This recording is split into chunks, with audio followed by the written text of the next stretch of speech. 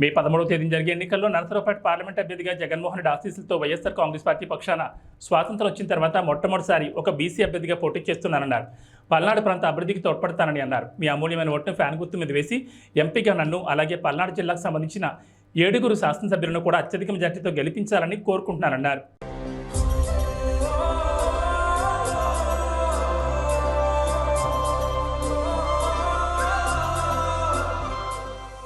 అందరికీ నమస్కారం.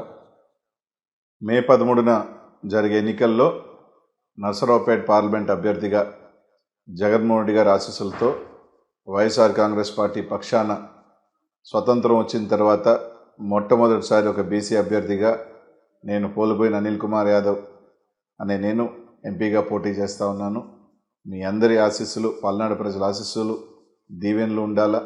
మీ బిడ్డగా మీతో కలిసి ప్రయాణం చేస్తాను.